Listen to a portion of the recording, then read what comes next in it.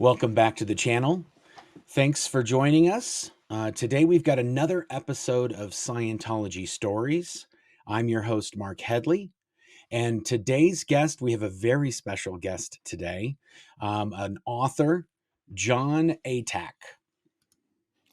Hi, Mark. Hey, Jon, thanks for joining us. Yeah, a real pleasure. And as we said, we've not met before. and, Yeah, we've never actually spoken or met before until this video right here. till this very moment. And Jon wrote a book. It was when did your book come out? 1990? The first edition was 1990. Yeah, And so A Piece of Blue Sky in 1990. I was just in the Sea Org. I had just joined the Sea Org in 1989. So I had been in the Sea Org a year when that book came out. And you got into Scientology, I think, in the early 70s. 74, December 74. Oh. There you go. So you were in Scientology a year after I was born. So your Scientology time periods predate mine pretty much exactly by that amount of decades, and then we're kind of all coming for full circle these days, back in the future. I mean, when I was, first interviewing people to write what is now "Let's Sell These People a Piece of Blue Sky," I was meeting people who'd got involved in 1950. Yeah, And I then was just going to say, you got the there's so generation of many. the 60s, and I'm the 70s, and it just keeps on going, and it just gets worse and worse. It's wild because there's so many decades. I mean, for those those who are just watching this, and maybe this is your first video you've watched on our channel or on Jon's channel, Scientology's been up to nonsense for about 70 years, 70 decades, or 7 decades. They've been up to the nonsense that is Scientology. So there've been different a series of whistleblowers over the decades for that time, and very few of these people have sustained consistent whistleblowing that entire time. Some people come and go. Some people are there for some people are there for a hot minute, and then as soon as they blow the whistle, they disappear, or Scientology gets to them, or it's wild. The thing I wanted to ask you was, so you were in Scientology starting in 1974. You wrote your book in 1990, and the thing that always is curious to me is, why did you write the book? Like what you were, obviously you knew they were up to no good, but what possessed you, or what incentivized you to say, I've got to write a book? I just found out too much information that we hadn't been told these things. My first day out was October the 18th, 1983. And I'd been asked 3 days before to host a meeting at the Crown Hotel in East Grinstead, which would be the first meeting of defecting Scientologists in the UK ever. And there was this character called Captain Bill who was going to be there, and I'd never heard of Captain Bill. And I got to the door, and there were two members of what was then the Guardian's office standing by the door of the hotel, smiling and taking our names down, and the harassment began immediately. My incentive initially, I left the mother cult, whatever the Church of Scientology might be. Of course, as you and I know, it doesn't actually exist. It's hundreds of corporations that operate under that fictitious name. But I really believed in Scientology. I'd done OT levels, the upper levels through to 5. So I'd done 25 of the then 27 available levels of Scientology. I'd trained as an auditor, done 6 courses doing that. I'd done the Data Series Evaluators course, which is a big one. And I really believed. I'd never been on staff. I'd never been a live-in member. I had no idea what was happening. And I think that was the thing that got me. Within a few months of leaving, I found myself at the middle, the very centre of the independent movement in the UK. And I stopped believing. And the harassment came on down, and we didn't know about this. So going, About oh, the harassment. yeah, Like, exactly. you thought everything was the way it was, and then when you no longer thought or no longer believed what Scientology was telling you, that's when like, once you started kind of saying to other people, "Oh, there's this is something that this is not really the way it is, it's really this way." Is that when the Guardian's office started to kinda dig their claws in? It started on the first day. As soon as we said we were going to be meeting, there were about 60 people there. They started Yeah, issuing suppressive person declares the next day. just for meeting. Yeah, for having been there, and took them a Wow. few months to get to mine because my ethics file was only this thick, Yeah, you and they were commendations. Um, so in the end, I was declared suppressive for having given an auditing session without a case supervisor directive. And Okay, so for those of you who are listening, or those of you who are watching, well, first of all, the ethics file. Whenever you do anything in Scientology, good or bad, if there's any reports or any documentations on it, it goes into your file. Everybody's got a file. They call it an ethics file in Scientology, and I call it a dossier. oh, absolutely, yeah, They're it's an intelligence they're dossier. keeping Hmm, yeah, they're keeping track of you and any information on you they're hmm, gathering. And those files now, these days, those files are all being digitized so they can share and access that information internationally instantly. hmm.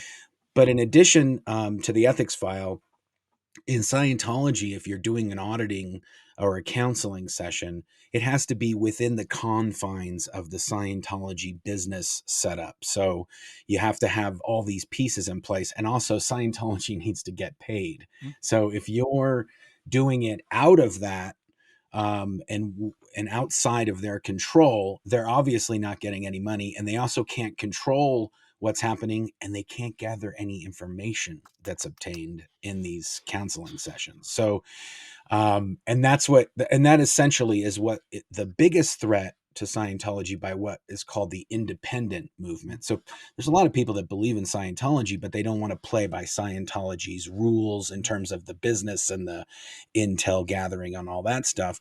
But they like the technologies or the procedures or the therapies, and so they'll try to do that outside of the confines of Scientology. So you were declared because you had a session without I, it being a case supervisor. yeah, and the reality was that I'd actually phoned St Hill to talk to a case supervisor before giving a session to a friend who was ill, and I'd been Oh given a my directive goodness. over the phone. It was because it wasn't Uh-huh. written down, and that was all they could find in 9 years of membership. Oh my. So, So it I'm was really pretty just clean. a witch hunt, and that's what they figured out. Mm, What they were like. Okay, we've got this. mm. We can use this to discredit him, or to kind of when you're a Scientologist and you get a declare, it's sort of just like a black. It's like a burn notice or Yeah. a black mark against you to anyone who knows you in that realm. They You just you say this you're guy's a being bad guy. yeah, you're being told that you're an antisocial personality, the psychiatric term for a psychopath, Yeah, and the term used by Hubbard, um, yeah. for his suppressive person declares. And I it was realizing what I'd actually been involved in, that I thought I was involved in an organization that was going to end war, criminality, and insanity. And I was actually involved in an insane criminal organization that had declared war on me. And that gave me the resolution. And I think that's something that people don't necessarily understand. It's said that only 6% of people will continue with a complaint. 94% of people will fall away if you can just Hmm. hold them off for long enough. But there are some of us who are born stubborn. And in fact, there's a Ron Hubbard story called One Was Stubborn, and I am that one. I, and I, Yeah.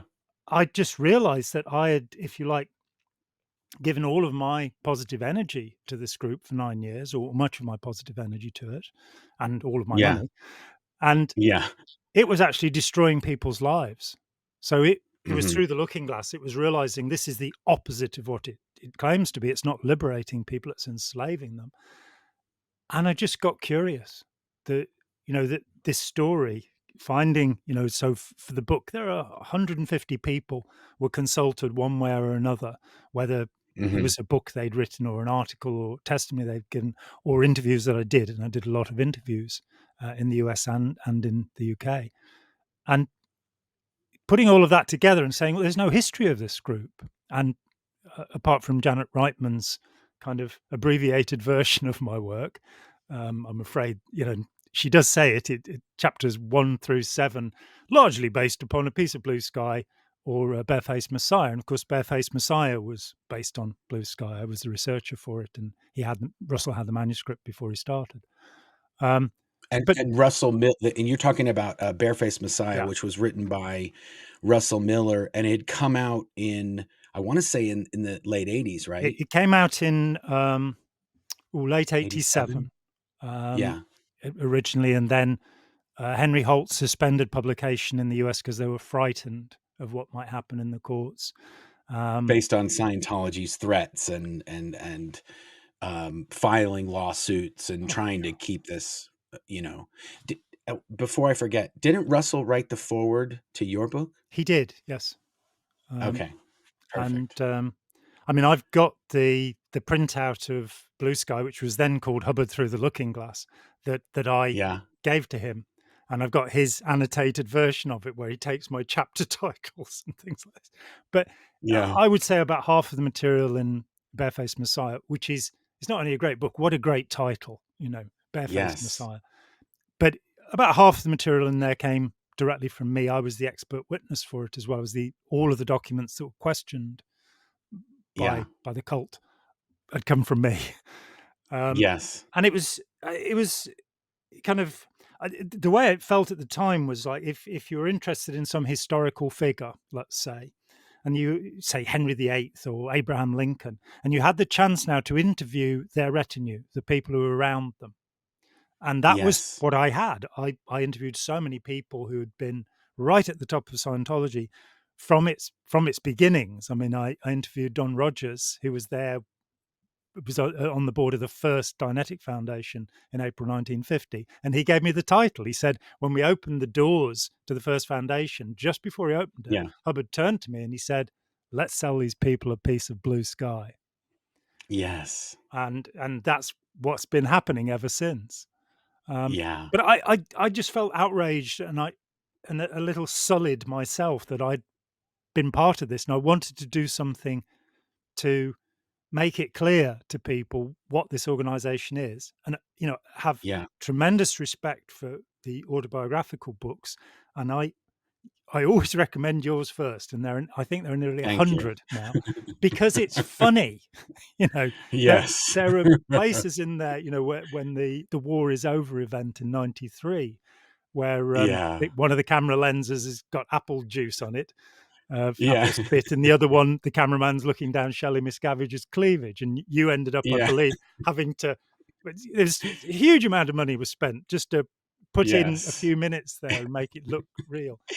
So, The part for me, which was, I love that you say that, and then thank you very much. mm, I'm flattered that you would say that. I'm not in by any means. I don't usually refer to myself or call myself an author, but I did happen to write a book. mm, Um, very good but one. um, but when I was writing it, I thought people think that this is like a deadly serious activity and this is all run a certain way. Mm, And really, for being working there for so many years, it's basically like a bunch of high schoolers or yeah, middle schoolers, literally, the people that are between 12 and 18 years old running these mm, organizations that don't have an education.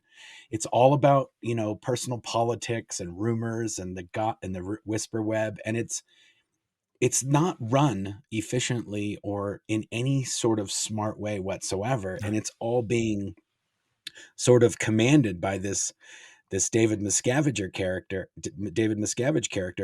and I wanted people to understand that no, it's a yeah, madhouse where we work. mm, And it's not only is it a madhouse, it's comically a Mm. madhouse.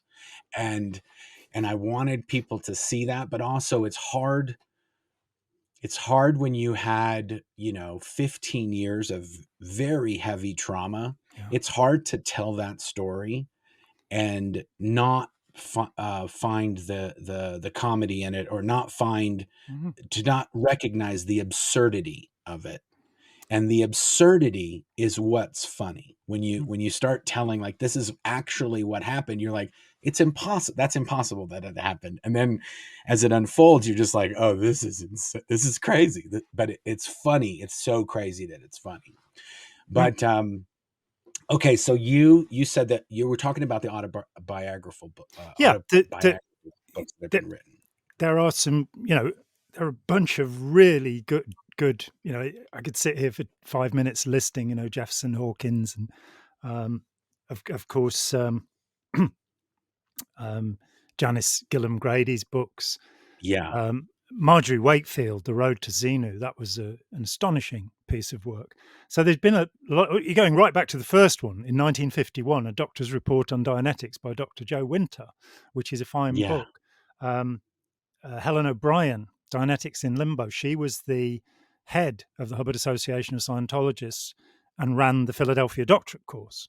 And her book was never finally published, but she left it with the Library of Congress, and she kindly sent me a copy of it. Um, yeah. and so there are these really important, significant books. I wanted to pull everything together and make a history and say, this is chronologically what happened. I wanted to look at Hubbard's life. A couple of journalists had done it. There's a guy called James Phelan in 1963, who's the first and should be Hmm. sainted by those of us who've left Scientology, because he was the first person to point out that Hubbard was lying about everything. Yeah. His schooling, his expeditions, his war service. He was the first person to get there. But it seemed important to me to take the claims that Hubbard had made and show Hmm. that he contradicted them, which I only came Yeah. to realize after I'd left. But I gathered 22 published biographies. Well, actually, 21 published and one unpublished, the Tompkins biographical notes. Hmm. And no story is ever told the same way twice. So Yeah. he was either 2, 4, or 6 when he became a blood brother of the Blackfoot people, the Pikuni. Yeah. And of course, they never had blood brothers. Their Yeah. tribal historian in 1990 in the LA Times went, we never had such a thing. It's a Viking idea. And Hubbard is Yeah. going, at 2 years old, I became a full blood brave. It's like, Yeah. it's quite something, this guy.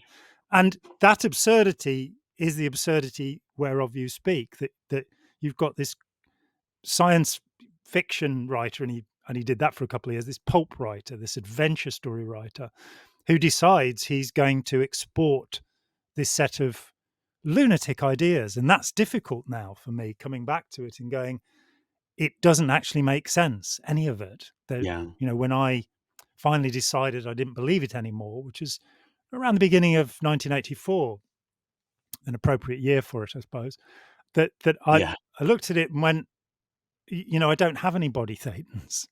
This Hmm. silly idea that you've got all of these clusters of little beings through your body, demons, dibbuks, gadons, every literature has them. It was that this Yeah. is the worst kind of nonsense. And Yeah. I pretended, I went along with it. And Yeah. then in my last auditing sessions, which were outside of the mother cult, I just Yeah. sat there and went, no, I don't have any. Other people might have them, but I haven't got any. And Yeah. I felt so much better. It's like, in my last You know session, that? I had a PTS rundown, and I'd never had one Yeah. before. In 9 years, I'd not had one. Can you imagine that? And I demanded, this is the potential trouble source, somebody who is troublesome to Scientology. And I'd never Yeah. been considered that. And the idea is you're connected to a suppressive person. And so this really highly trained auditor, I balk at the word counselor. I don't think that Scientology is actually a form of counseling in any way, but we don't Yeah, really that's have true. a. I say counseling to as a translation word. Yeah, I I do it understand too. it's not really, but Yeah, when you say auditing, people are like, "Oh, there's like accountants involved," and you're like, yeah. "No, it's Well, there are, ugh." There are They definitely will be are, but they counting your don't do money. any of the auditing. But it is fundamentally and plainly, and it's very hard for those of us who are involved to believe this, but it's a form of hypnotism. It's a form of Yeah, guided imagination, to use Oxford University's definition of hypnotism. You go yeah, into this imaginary world where you start to believe you have these engrams, these traumas that you've got to abreact or relive, and then you've got all of these visualization processes, the creative processes, as Hubbard called them, which he got straight from Aleister Crowley, by the way, along with quite a lot of the rest. So you've got all of this yeah, stuff going on that you're being put through, and so my last session was, I was asked who was suppressing me. And I hadn't really thought what the answer would be before I sat down and mhm. was asked the question. And I looked at the auditor and said, Ron Hubbard. And she went white. I'd never seen anybody blanch like this before. It's so much against what she believed, having to sit there and listen Yeah. to this terrible man say this. And she said, could there be anybody else? And I just looked and said, I could list lots of people, but this is it. It's Ron Hubbard. That's he's been suppressing me for 9 years. And it took me Yeah, about a year to get how poetic it was that Scientology is being PTS to L. Ron Hubbard. It's being in a state yes. where you are a It's so potential trouble funny source to L. Ron Hubbard, that's for sure. It's so funny that you say that because at the international headquarters, again, if you're a Sea Org member or a Scientologist or a Scientology staff member or employee, at any point, if you have an accident or you get sick, there's no question you are a potential trouble Mm, source. It's just that's it. It's period. There's no gray zone. You're a potential trouble mm, source, and if you are a potential trouble source, then you are connected to a suppressive person. And so there would be the time periods at the international base where there would be a slew of accidents. Like mm, multiple people would get in mm, car accidents, or would be unalived, or there would be someone would lose a finger, or all these things would happen, and they would almost happen in groups, like mm, multiple in a week or a mm, month's period.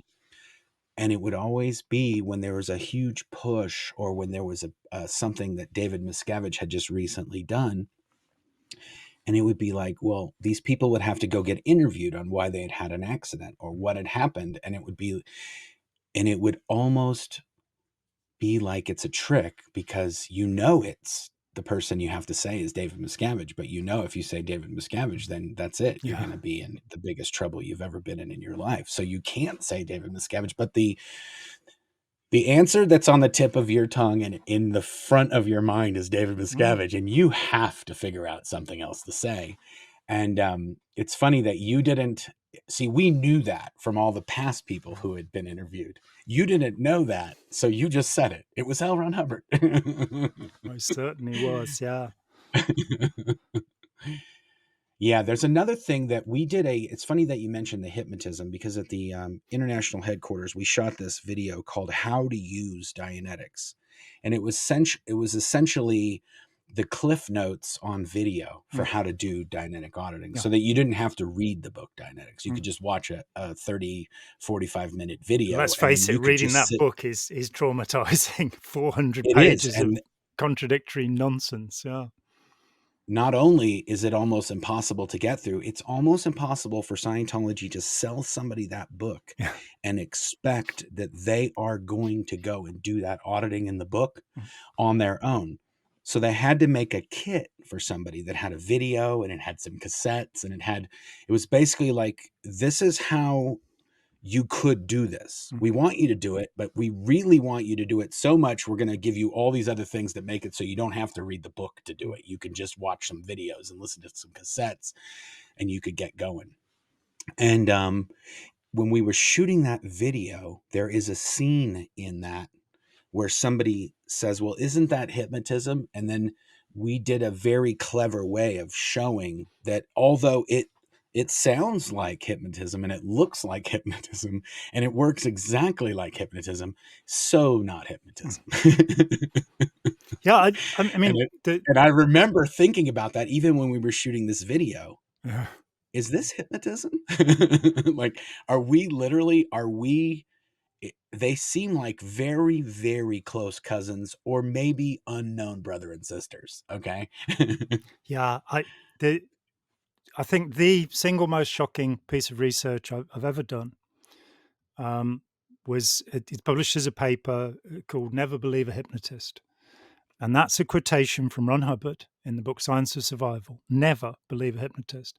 Now, he frequently boasted that he'd been using hypnosis since he was 16.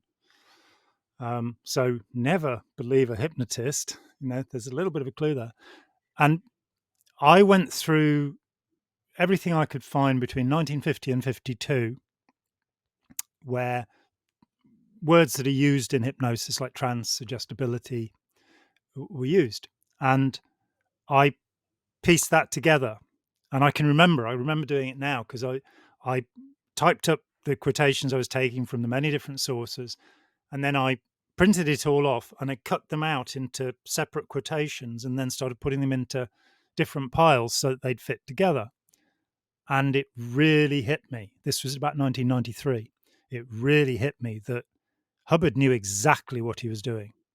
That there's a Yeah. description in 50 to 52 of how you enslave somebody psychologically.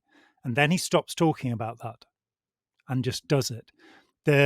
Perhaps the classic example, which relates to early book one so-called Dianetics, the Hmm. mental science of modern health, as I like to think of it, um, he cancelled that method. In 1951, in Science of Survival, he says you must not use this method because it's Yeah. hypnotic.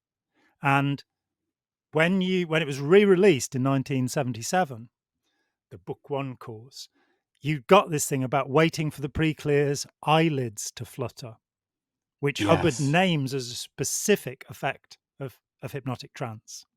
So Yeah. you've got this situation where they're actually using a technique that he himself had banned and outlawed because it is definitely hypnotic. And if you go to anybody who's involved with Scientology and you say this is hypnotism, they'll go, no, it isn't. It's just Yeah. immediately reject that thought. And then you say, what is hypnotism to them? And they go, it's where you go into a state where you think you're a chicken, or you're taken over. And you go, that is deep trance. Yeah. When I interviewed Don Rogers, and I think Tony Ortega's put up the letters that Don sent to me on his site, and they are incredible. Um, he said, well, actually, up until the last minute, when the book Dianetics was commissioned by Art Sepos at Hermitage House, he was using deep trance. So all of the original work was done using deep trance. And indeed, in the book, he says at one point, hypnotism was never used in the research of Dianetics. And at another point in the Yeah. same book, he says, this came out of research using hypnotism. But he turned around to Don Rogers and said, we're going to have to use another method. And the Dianetic method was not tested on anybody. The 273 cases that he claims had been cleared in Yeah. that book, not one of them ever came forward. And he Yeah. just used standard deep trance, actually a method that I traced down last year. Finally, I found the hypnotist in Britain who'd developed the original method, who was quite famous. Agatha Wow. Christie was treated by him. He was a member of the Royal College of Psychiatrists. And it's the original Wow. Dianetic method, which then it changes. What we're being sold in book one is actually Joseph Breuer's method, which Freud started with. Speaking of Yeah. charlatans, but let's not go You down know, that road. Hubbard had no qualms about stealing anything from anyone, that had Mm, anything to do with how he, cobbled together Scientology. When Ron Miscavige Sr., David mm, Miscavige's father, yep. when he first, left Scientology, he contacted me. It's funny that the name of the book was, the look had that looking glass, because that is exactly what he said. Mm, He said, I had done a radio show in Los Angeles on a radio station called KFI AM 640, and they had a show called Coast to Coast AM, mm, and it sort of had to do with the paranormal and aliens and UFOs and stuff like that. and it was a late night show. And the main reason that I had picked to do that show is because the international headquarters were about 2 hours from Los Angeles, and one of the only radio stations that you could pick up clearly was KFI AM 640, this AM station that had a very large transmitter that could go that far, and you could tune it in very easily. And Ron Miscavige and his wife, Becky Miscavige, listened to my radio interview on that station on an iPad that they were given by David Miscavige, because you could just tune into the stations digitally and listen to your local radio stations, or however they did it. But he said that I was saying all the things that were happening at the property, and he was at the property. He was still in the Sea Org. They were still loyal Sea Org members. Everything was, they were there. They were listening to this radio show, and they were going, he's saying, everything he's saying is true. This is what's happening here. And when they ended up getting in trouble for listening to the show and bringing up, saying, hey, he brought up these things are valid points, these things shouldn't be happening. And they're like, you can't be listening to SPs on the radio. And he sort of said that was sort of the beginning of the end, because then they were like, what are we doing here? And then they were like, you can't listen to that. And they're like, and he's like, but what he's saying is true. And they're saying it's not true. He's an SP. And they're like, no, we're here still. We know this is happening. And he said, it was like I was looking through the looking glass. Like, oh my God, am I living in this other world? But I don't know. I've never known that I was living in this world. And when he started explaining this to me, I thought, that's funny. And he said, what I'm doing? I'm on a project where I'm trying to find every piece of Scientology and where it came from. And so he had found, there's this book called I think it was called the keyhole theory, or the key system, that had to do with engrams and different things. But he had kind of found all these different writings, and the thing that he was saying was, these are all from the late 1800s and early 1900s. All these techniques and these, even study technology was not. L. Ron Hubbard didn't come up with that. It was a couple that came up with it, and they kind of, pitched the idea to him, and then he just crossed their names off and wrote his name and was like, hey, Scientology, here's study technology. So it was like all these little things that he was telling me. And I thought, he really did take a lot of things from a lot of places. And then it was all basically just boiled down to his research when he was a pulp fiction writer, and in the early 50s when he did all this, or the 40s when he did all this quote unquote research that was the basis of Scientology. And you're just thinking like, dude, you didn't do any research. Come on.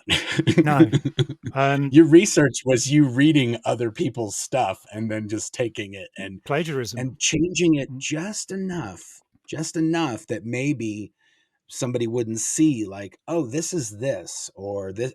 You have to have to knowingly study Scientology and study these other things to be able to figure out which one is a copy of the other. If you hadn't studied this other guy, or Freud, or this guy who treated Agatha Christie, you would never know that that's where Hubbard lifted it from. No. And I mean, firstly, Ron Miscavige was a lovely guy.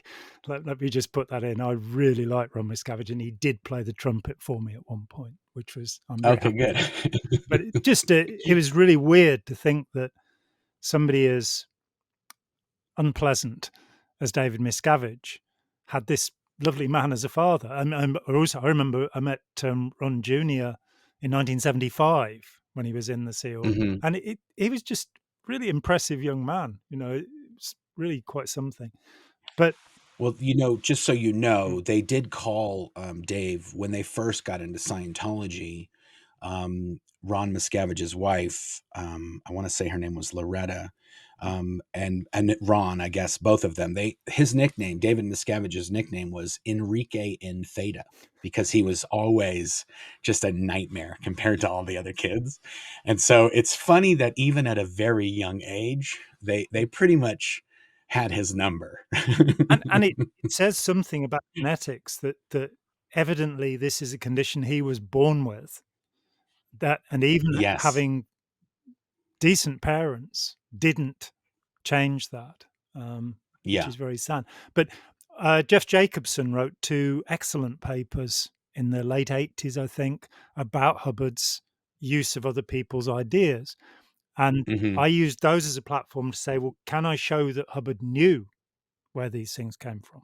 So I wrote a Nice. paper called Possible Origins of Dianetics and Scientology, which I think is a really fantastic title.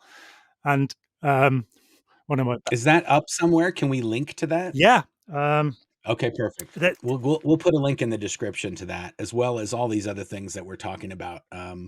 We'll put links to these in the descriptions if you guys want to deep dive. I mean, the thing about even the fact that we've got Jon here today, I've only been doing this since 2006. Okay, for a newbie, talking about Scientology and exposing it and putting out a book.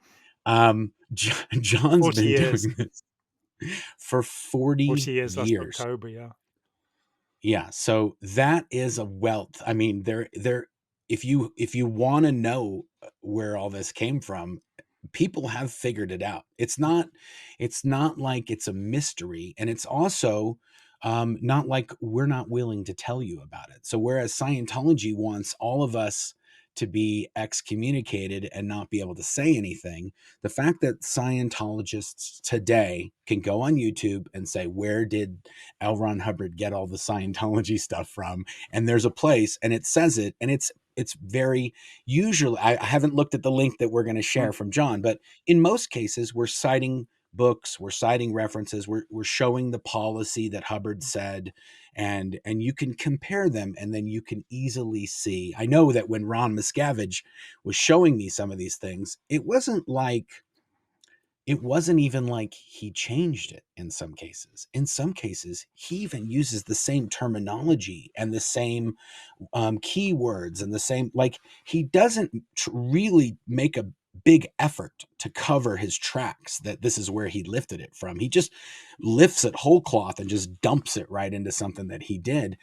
And for Scientologists that are watching this video right now, whenever you're reading something in Scientology and it doesn't seem like it cohesively fits to the other things that Hubbard has said, this is the reason, because he never said any of these things, and his verbiage and the way he kind of uh narrates and sort of writes these things, you can tell when it's just Hubbard, just like freewheeling, mm, and it's out of his brain. And then when it gets into a technology or it gets into a procedure or something, it's a whole different thing. And you're kind of like, it doesn't seem like the same person is writing all of these things. And that clue is the thing that is like, that's the biggest, I'd say it's one of the biggest clues, and the contradictions. So at the international headquarters, you were saying where he contradicts himself.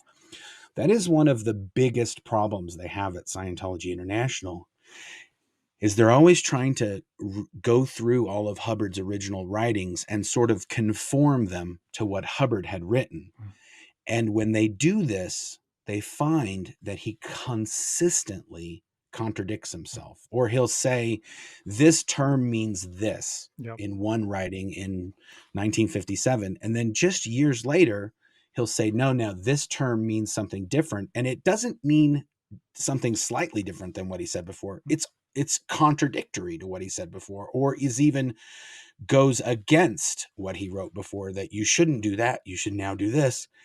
And then later on, he'll kind of flip flop again. So this happens throughout many of Hubbard's writings and many of Hubbard's books and bulletins and policy letters. And it, anyway, before I forgot, I wanted to say that little bit mm, because it totally makes sense with what with what you were saying about him just stealing this stuff from people. yeah.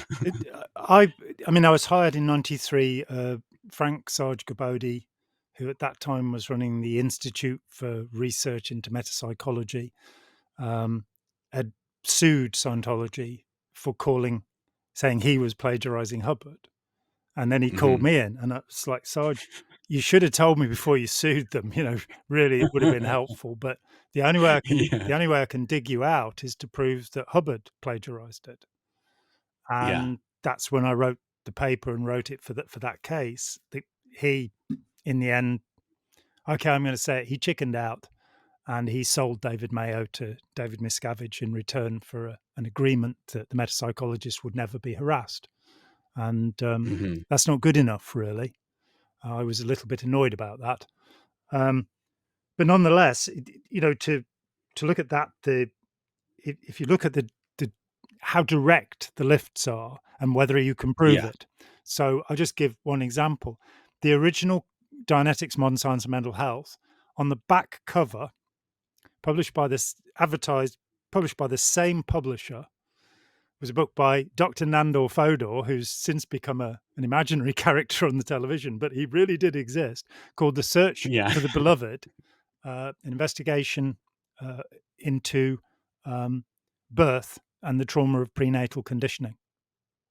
So, right there on the back of a book that's the first book that's going to tell you about birth being a trauma that's recorded, a book that was published a year before is there. In fact, you can trace it back to Otto Rank of Freudian in the 1930s and to Aleister Crowley, who also talked Wow. about, the It does seem like whatever happened in that Jack Parsons, Aleister Crowley, whatever happened in that period of Hubbard's life were his core memories that sort of drove a lot of later things oh that he yes. ended up doing. Yeah, I think to understand Hubbard at all, the crucial incident is Pasadena in 1946, where he and Jack Parsons um, perform a ceremony to incarnate the whore of Babylon Yeah. and bring about the end days under the Antichrist. And that was Hubbard in 1946. And of course, the very last thing we have from Hubbard is the OT8 policy letter that had to be withdrawn, where he says Yes. that he's the Antichrist. So Yes. everything in between those dates for 40 years until his death, Yeah. that's what's We going just on in his head. Yeah, we just did a video about that a few weeks ago, which was the upper operating thetan levels. We just went through them all from 1 to 8, sort of as they're known, but also we did talk about that when they first came out with OT8. It was so unbelievably wild, even to the Scientologists, that they were just like, "What's going on?" And they had to back up and kind of rehash it and then water it down a little bit so people wouldn't like it. They would literally go like, "Ooh, I did not sign up for this," you know. And people did leave. I'm led Yes. to believe there was only a week where that bulletin or policy letter was in the course, and he claims to be Yeah. Lucifer and the Antichrist. It's absolutely consistent that, as a historian of Scientology, it's absolutely consistent that he really believed that. When I Yeah. first saw that issue, and it was in the 80s, so I think possibly even before OT8 was released, you had this bizarre manuscript called Lonesome Squirrel, produced by Steve Hmm. Fishman. And Fishman, it would appear, Antonio Ortega's done good work on this, is a con man. That's what he is. Yeah. But somehow he'd got hold of that piece of material. I That's the weird thing about there's a what I think they're called the Fishman affidavits or the mm, Fishman. There's some kind of yep. body of documents where He it's was like the who and guys. Uwe Gertz, his Yeah. psychiatrist, was suing Scientology for, yeah. And Yeah, but I got it's on the like edge of the this court guy. case because I was around at that time and kind of looking at this weird Yeah. guy. And he's saying, "Oh yeah, I've hung out with Hubbard. He goes under the name Jack now, and he's in San Luis Obispo." And you're going, "Well, he was in Creston." And then he gives you this material, and I didn't believe it. So it took some convincing after two people who'd done the course basically wrote down what they'd seen, and it was exactly what Fishman said. Yeah, It's and strange. that's really the problem that I think Scientology, and just to finish off on the Fishman thing, Mm, he was 100% a con man yeah. in the end, but how he got some of this information, which was authentic and genuine, is the part where Mm, no, it's one of these unsolved mysteries. Like, mm, how did that happen? Like, somehow he got Jason Begay said it best. He says, um, even if it's a mouse trap, the cheese is real. Okay. The cheese is real, even though it's a trap. Mm, There's got to be some real cheese in there. mm, Um, but Scientology, even when you were talking about these old timers and these mm, early mm, Dianeticists and early Scientologists, when we were at the headquarters, we were always trying the L. Ron Hubbard personal public relations office was keeping track of all these people that had worked and done stuff with Hubbard, mm, and we would do videos with them every once in a while, and it was a way for them to kind of, because some of these people knew what really happened, mm. and some of these people knew what Scientology wanted everybody to think happened. Yeah. And so these folks would get wined and dined, and then they'd tell us stories, and then we'd use them in these L. Ron Hubbard, tribute Mm, videos or whatever it was over the years. But there was one time that we were interviewing one of these people, and the handler from the public relations office had left, but we were still shooting and we were still just chatting with them and rolling camera. And then they started to get into a story that they were not supposed to tell us. And the public relations person had kind of walked in mid this and was kind of a bit confused. They didn't exactly know what we were talking about. And as soon as they kind of were hip to the story this person was telling, they're like, hey, we're going to take a break for a second. Hey, let's just go over here and talk for, and it was sort of, and we saw it, but we didn't really get anything juicy that would be mm, like, oh my gosh, that's great. Every once in a while they'd just make an offhand comment, or they'd mention something, or one time drugs were mentioned by one of these people, and just little hints at things, and you'd be like, wait, what kind of drug, what are you talking about, what? And it would, and also because I didn't go to school, and also I didn't know the references. Like, so if somebody said pinks and blues, or mm, pinks and reds and blues, or something, it didn't mean anything to me. mm, But then later on, thinking back, I go like, oh, that must have been what the person was talking about. So you get this idea that Scientology's, they've been doing this for years, where they try to kind of massage the narrative so mm. that some of these things that are the truth don't get out from any of these people that were there. And it just seems like there's, at this point, there's too many people to keep track of and to know who they're talking to and what documents are where. And it's almost like the internet has sufficiently short circuited Hubbard's, disconnection policies and his information control abilities Mm. of Scientology. Um, I don't know. I don't know how they can put the genie back in the bottle at this point. Oh, it's too late. It's gone. You know, the beast was fatally wounded a long time ago. It's just got a lot of blood to lose, because Yeah, unfortunately you have the whales. You have these people who are pouring money into Scientology. I mean, seeing the thing that Alex Barnes Ross, I think, got hold of, but about the meeting that he protested at St. Hill last November, that somebody, I think they'd said they'd put in $54 million. And as long as yeah. people are doing It's that, it will it's persist. wild. But it's shrinking. I mean, we're down. Yeah, We must be down below 25,000 members of the International Association of Scientologists now. And I would say below 25,000 members, and including the Sea yeah, organization, which is roughly, 4 to 5,000 people, depending on how you count them up. But um, yeah, they're definitely, you're exactly correct on that. mm, They're definitely losing members and not getting as many new members in. Those numbers are abysmal compared to what they were able to do in the 60s or the 70s or even the mid 80s. mm, I'd say when in the 80s is when the turn started going down. yeah, Like they were going up, yeah. up, Jeff I would say Hawkins until yeah, Jeff Hawkins' until campaign was the last successful campaign that anybody did. And of course, as he says in his brilliant book, yeah. he basically threw away all of Hubbard's policies about marketing and PR and did the standard Yeah. stuff, and managed to sell this 1950 book that is interminable and incredibly difficult to read, and pushed it back into the bestseller list. How much they were kind of cheating, as they did with Battlefield Earth, and buying up Yeah, boxes where full of they copies. were buying up the copies Yeah, from the bookstores. yeah. Having given the publisher, St. Martin's Press, they were given $250,000 to use as they wanted for publicity, and a guaranteed sale of 40,000 hardbacks. Your usual first printing is 8 to 10,000. So of course they were Yeah, quite. And I think it was Harvey Haber who placed the book with them finally from Author Services, and I think he'd approached 50 publishers who'd all said no, we're not in the slightest bit interested. I mean, another yeah, thing as we were going along, that recognizing what Hubbard has or hasn't written, I'm yeah, sure that most people who've been in Scientology don't realize that there's actually only one book that Hubbard wrote, only Dianetics.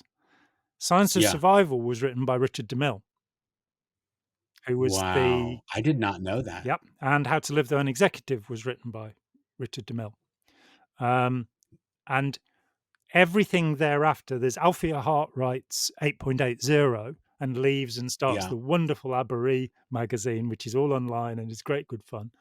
As people left, they'd go and write something for the Abery into the 60s. Its symbol was a squirrel. What can we say? Um, and then John Sanborn in 54 comes in, and everything that is published till 1978 has been through the filter of John Sanborn. And when I interviewed him, he said that in 54, Hubbard gave him of Asia. And he looked at him and went, "Oh, you're kidding me." Because it started, "I am Maitreya." And then in yeah, 1974, 20 years on, John realized if he made it a question, "Am I Maitreya?" it might sound dignified enough to publish. And so as it became. yes, And I'd just like to answer that question, because I can give you an absolute yeah. answer. Was he Maitreya? No, he wasn't, because Maitreya takes all of humanity into nirvana with him when he goes.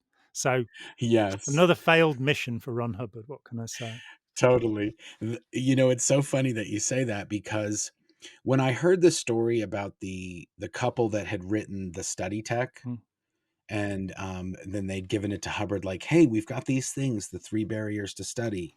And then they were like, "Oh, we can't wait to see what he says." Like, they thought they were being good mm, Scientologists, and that they were doing him this huge favor, and that he would be like, "Oh my God, I can't believe you discovered this," and da da da da da da. And it was just like, "Oh, there's this new thing, guys. It's called the 3 barriers to study. It's going to be the basis of all Scientology study technologies." Like, yeah, we wrote it. It's like, yeah, nobody's ever going to know it was you. It was just like, what?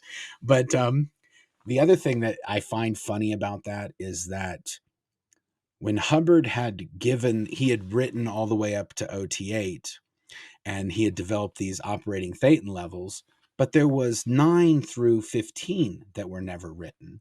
And the last years of his life were led to believe that is when he was doing this work, and he would give us these operating thetan levels. And instead, he passes away. And what do they release that we've never seen, that Hubbard's written? They release Mission Earth, a science fiction series that's 10 volumes. Now, the OT levels, they may be maybe 20, 30 pages each, if you just gathered up everything.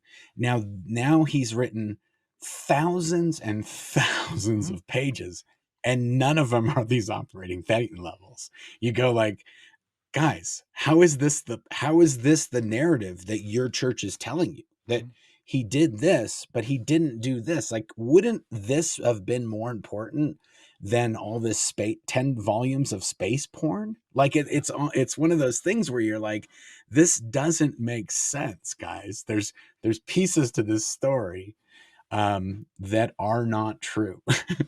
yeah, and there are very few pieces that are true. So, Mission Earth. I interviewed Robert Vaughan Young, who wrote Mission Earth. That is to say that he had all of this text dumped on him, and he had to make it Yes. into 10 novels somehow. He also wrote the Rocky Mountain News L. Ron Hubbard interview of 1983, which is a fascinating document because in it you have a real clue to Ron Hubbard, which is so easy to miss. There's a question, what's your favorite work of fiction? And Vaughan, on Hubbard's behalf, wrote, Yes. you haven't asked me what my favorite work of non-fiction is. It's 12 Against the Gods by William Bolitho. And in Blue Sky, I suggest that people read this book. This is Hubbard's Yes. favorite book.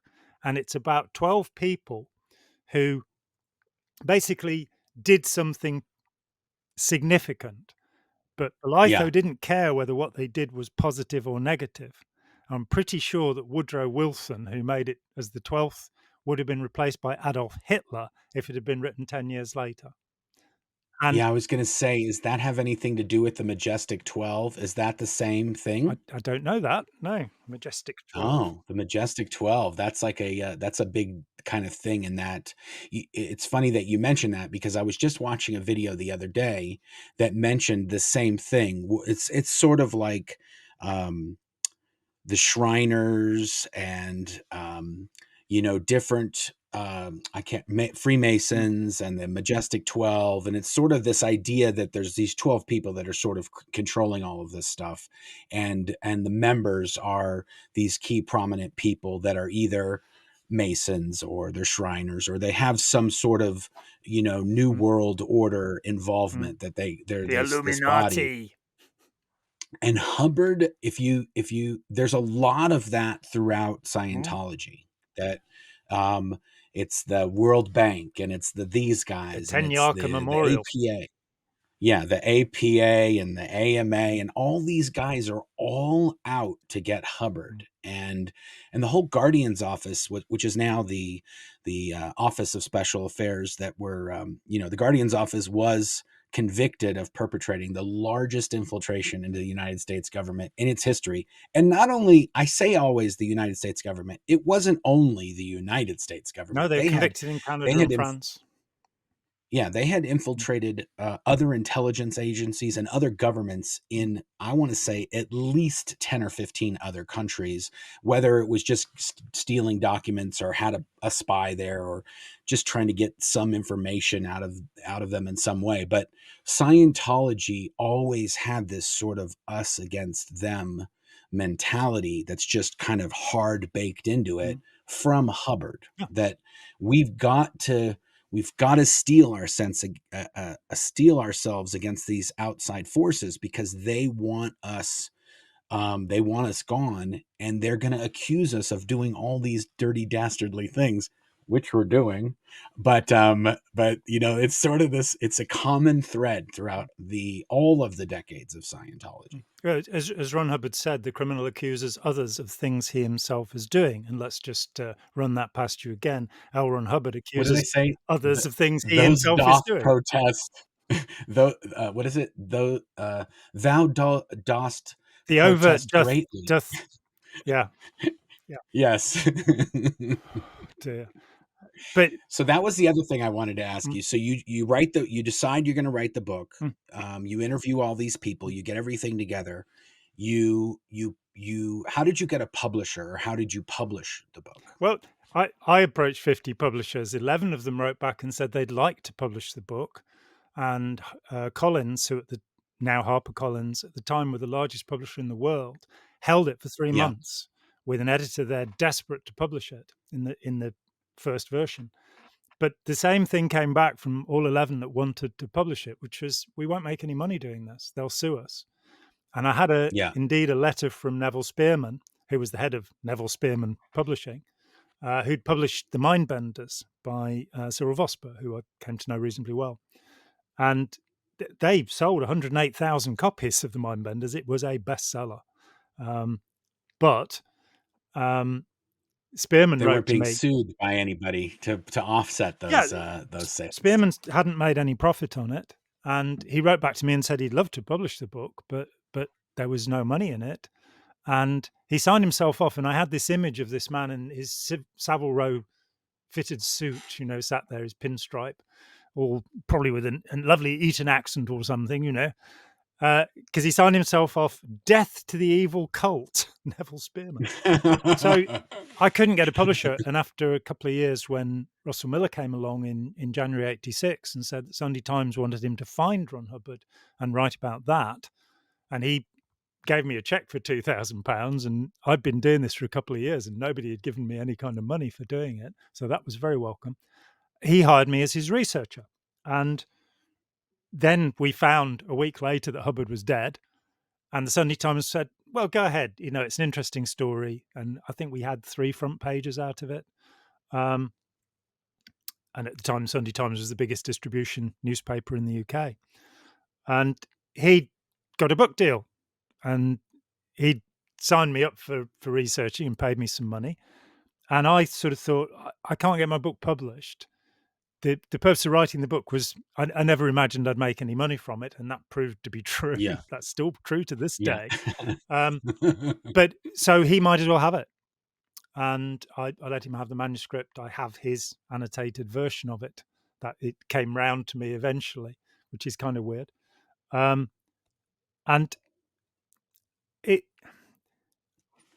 Russell called me up one day, and he'd traveled all over the world for the Sunday Times, and he said, I'm being followed everywhere I go, and I've got the names of the private detectives. Can you check with Lyle Stewart, who'd published Ben Corridan's L. Ron Hubbard, Messiah or Madman? Can you check with him to see if he's being followed by the same people? Yeah. And what he didn't know was that I'd never spoken to Lyle Stewart. So I, he just presumed I must know him. So I phoned Lyle up, and who was just a weirdly eccentric human being. He ran the first gay novel series in the US, Birch Lane Press. He published books about the IRS and gambling, which is what he liked to do with his time. And he hated the IRS. He told me that he'd been sued 100 times and he'd won 99 of the cases. So come and get me. He's that kind of very different type of human being from me, I must say. And on the phone, so I phone him up and say, oh, I'm Jon Atack. And before saying anything else, he says, have you written a book about Scientology? So I said, yes. And he said, I'll publish it. And then he came over and signed contracts with me. And he said, I've actually sold the company for $12 million to this guy, Stephen Schragus. And I'm signing you up, and it's his problem now. And Schragus that's amazing. very nearly stopped publication because they wanted to edit it severely. And he said, well, we'll just drop it then. And then we got sued and we lost the case. Blue Sky, only 2 books have ever been banned in the history of the United States. The first was Victor Marchetti's CIA. And you can understand why that was a bit sensitive. The second was Piece of Blue Sky. And we got that reversed at appeal because I had the same attorney, Mel Wolfe, that Victor Marchetti had. And I'm pretty sure that when we lost the case, the company said... When did you lose it? Because you lost 89. it in... 89. When did you...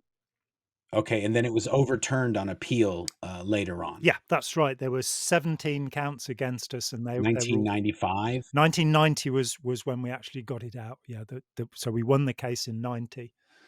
Okay. And it was basically they'd for about more than 6 months there'd been a private investigator who had wormed his way into my circle, and he kept saying, that he wanted to help me publish the book, and he wanted to help me publish the book. Yeah. And as I say, I'd given it to Russell by this time, and I'd pretty much given up on publishing it. So when he said, look, I'll give you £30,000 if I can publish it under my own name. And I was sort of, sounds a bit weird, but I could do with the money. And I made the mistake of letting him have a copy. It took months, then bang, that version turned up in court. And by the time it turned up, we'd already realized that we couldn't quote from Hubbard's diaries or from intelligence orders and harassment orders because of this bizarre ruling in the US courts over J.D. Salinger and his personal letters. They were available in a university collection. You could read them. But it was ruled that he could still make money from publishing them, so a biographer couldn't quote from them. That was ultimately overturned, thankfully. But by the Yeah. time Blue Sky got to court, I'd already revised the 60 paragraphs and paraphrased them. So all this stuff that they'd worked out that they could get me for was gone. Um, Yeah. and the new edition, the Let's Sell These People a Piece of Blue Sky, has all 60 of the original quotations back, plus another 40 for good measure. I thought we'll beef it out a little bit. Nice. Yeah. Let's update Yeah, and it is it. incredible that That's you want amazing. his words and you want to know where he said it. As I say, there are 150 contributors to my book, but f fully half of what's in there comes directly from things Ron Hubbard said. And so Yeah. if you look carefully, there's for example, there's September 1950 recording called Introduction to Dianetics, which became available, I think, in the 2007 golden something of tech. I was gonna say that's one of the lectures that's in that kit that I was telling you about. Right. That is one of those Yeah. lectures that they were like, "Hey, let's put this in with this," and then that way they can listen to a 2-hour tape and not have to read a book that they're just never gonna understand in And the end of that, even after reading the whole thing. whoever approved the release of that recording, of course, That was David Miscavige. yeah, I'd got his college grade sheets, which said not only didn't he study nuclear physics is not molecular and atomic physics. It's a quite different world. He studied molecular and atomic physics and he got a grade F. And all I got was the college grade sheets. And what Scientologist is going to believe that? Then Hubbard says it in a lecture. I failed Yeah. atomic and molecular physics.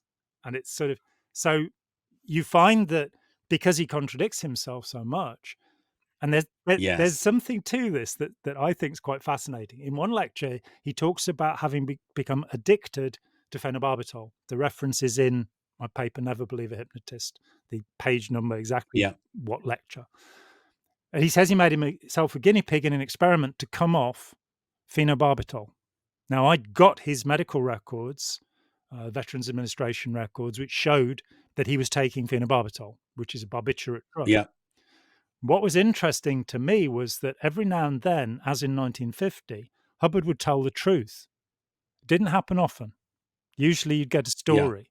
But this, and I started to go, oh, it's a close relative of sodium pentothal. So he's taking a drug that makes people spill the beans and then going and giving a lecture every now and then.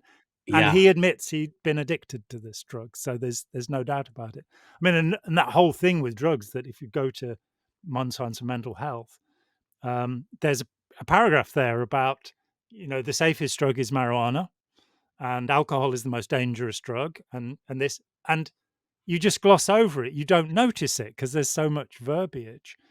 And he's, of course, recommending amphetamines. So the whole Yeah. campaign against Ritalin by Scientology, that's the drug that he recommends. If you have to grab hold of anything, grab hold of Yeah. benzogen, he says. So Well, the other thing was that when he passed away in 1986, he had antipsychotic medications in his Vistaril. bloodstream. Yeah, so you're like, he can take them, but we've got a whole entire front group that's just dedicated to telling people that you should never do that. And so it's sort of like you when you learn these things, and that's what I am a strong believer that Scientologists are operating with not enough information because they were born into it, or that like they're a second generation or a third or just a generational Scientologist that they were just raised in it, so they don't know anything different. And one of the things that it's taught in the very early stages of Scientology, when you learn about the potential trouble sources and the suppressive persons, you learn that Scientology is doing so much good that people are going to attack and they're going to pick it apart, and you should never listen to those people Mm, because they want to suppress you and they want you to do bad. They don't want you to do good like Scientology mm, does. So you're programmed very early on to put those blinders on. And so all the information, your only information source on Scientology is Scientology. It's conveniently works out that way somehow. But so I'm a big proponent of, let's give Scientologists as much information as possible that they're not going to be able to get in Scientology. And if possible, we can compare it to some things that are said in Scientology. So, like the thing we just said about the drugs, or the thing about the study tech, or any of these things, a Scientologist hearing that, it's just enough. Like they might not care about the drug thing, but the study tech thing could make them just lose their mind and get angry. Or they might not care about the study tech thing, but the drug thing might be the thing. So I figure if we just hit it from as many angles and just get as much information out there, just documenting it, that's going to help these Scientologists short circuit that blinders thing, because the blinders thing, it not only it makes it so they don't even seek out that information, but if it does manage to get to them, they've already got a mechanism in their thought process that he immediately puts that into their, their garbage, their mind's garbage can. Like, nope, not valuable information, not reliable, throw it away. And that is the thing where, when you were talking about the hypnotism, I really do think, and when I explain Scientology to someone who has no idea, I say they basically, they give you, they tell you you have all these problems that you don't even know you have. And then when you're learning, when you agree that maybe one of these 10 problems, I kind of do think I do have this problem. They say, okay, we're going to help you fix that. And that's this ruin. That when you then go in to handle the ruin, then you find out you've got another 15 problems you never knew, but they're going to also help you navigate all those. And they, at that point, they give you the deck of cards and they say, here's the deck of cards. You're going to build this house of cards around yourself, but we're going to help you do it. We'll give We're you the going to give you cards. everything you need to do it, but you're going to do all the heavy lifting. And then we're going to tell you, don't listen to anybody else. And then you won't know how to unbuild the house, And people, because you're in it. And even though you built it, you don't know how to get out. So I really think, when you can, even if you can just knock down one of those cards of the house, that helps the Scientologist. Not only, it's a weird thing, in order for them to leave Scientology, they have to justify, they have to make an excuse of why they're leaving. They can't just leave and say, this doesn't make any sense and this guy's a con man. It has to be, oh, it's David Miscavige. He perverted it. He's the one who he's the bad guy. So I'm leaving because of him. I'm not leaving because of Scientology. I'm not leaving because of L. Ron Hubbard. I'm leaving because of David Miscavige, and he's a bad guy, and he's beating people, and he's just trying to get money. It's okay if they leave because of that. And so it's this weird thing you have to get around. And most of them, to be fair, when they do leave and they live in the real world and they're not, getting the constant top ups on the hypnotism, that then they sort of come out of the fog, and then a large majority of them I, then I'm realize, not. oh, Scientology's nonsense, Hubbard's nonsense. Yeah, But there's a lot of people that go many decades where they only get to the David Miscavige is bad, or even Scientology is bad, but they still think, oh no, but Hubbard, if Hubbard would have been around and was able to complete his and you're just like, so there's sort of levels to this thing that I don't know that it doesn't seem to be like there's just a set way, let's do it this way, and you could deprogram these people. You kind of have to come to it from, all sorts of angles. That's been my experience, mm. at least. it it's I've not just worked around Scientology in the last 40 years. You'll be pleased to know I have done other things and had something of a life. Yes. But during that period, I've dealt directly in the recovery, not the escape from Scientology, but the recovery of about 600 people. And to do that, once I'd got the biography of Hubbard and the history of Hubbard and Scientology down, which was 30 something years ago, I then Yeah. started in the late 80s trying to understand the psychology. What how did this work? And Conway and Siegelman in the book Snapping, reviewing various cults, said Scientology may have the most debilitating set of rituals of any cult in America. They said if you're in the Krishnas or the Moonies, 3 to 6 months later, you'll be fine. You'll be back. With Scientology unaided, 12 and a half years. That was their reckoning. I Yes, wrote to them. I saw that. They published that I in read that. 1990. That was to me, that was fascinating. That's it says a lot. They've said It more really since. Um, yeah, it's literally 10 times mm, more dangerous than any other it, that it, that anybody's ever kind of codified or figured out. It's 10 times worse. it's the most elaborate system of mind control ever devised by the most litigious group in the history of the world. No other group has Yeah. filed as many lawsuits as Scientology. And I started to, I went into the conventional psychology world to understand what the psychs thought. And you go, Yeah. phobia induction. Here's the first layer. I was in Scientology. The brain is a switching system. I don't want to know anything about it. It's too scary. Then you find out about cognitive dissonance. And you find that Yeah. even there, that when Leon Festinger wrote about cognitive dissonance, he was, and most people don't notice this, he was writing about a Scientologist. The um, this the cult Marion Keecher's group, which he wrote about in When Prophecy Fails. It's a 1950s group. Marion Keech was channeling messages from aliens, and she was going to leave the planet with her followers when the mothership came to get them.